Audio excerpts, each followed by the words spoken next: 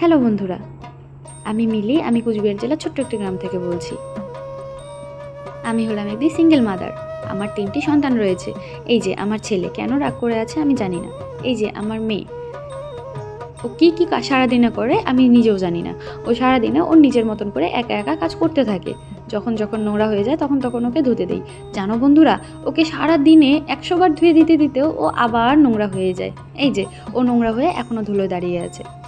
আমার ছেলে এখনও রাগ করে অন্ধকারের মধ্যে দাঁড়িয়ে আছে। এই তো, ও এখনও রেগে আছে। ও রাগ করে আবার চলেও যাচ্ছে।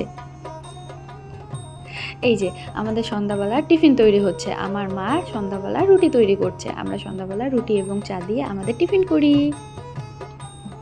তো কাদের কাদের রুটি পছন্দ আমাকে একটু কমেন্ট করে জানিয়ে দেবে।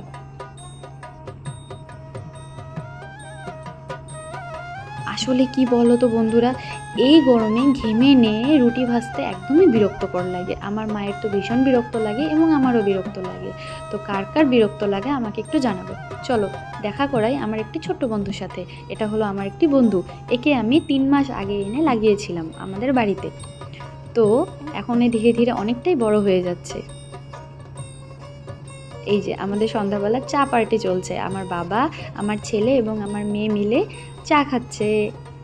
তো কে কে চা খাবে চলে আসো। এরা সম্ভবত রুটি আর চা খাচ্ছে। হ্যাঁ হ্যাঁ, এরা রুটি আর চা খাচ্ছে। এই যে আমার ছোট্ট মেয়ে ঘুমিয়ে চলে আছে। তো আপনাদের যদি ভালো লাগে একটু লাইক, কমেন্ট, শেয়ার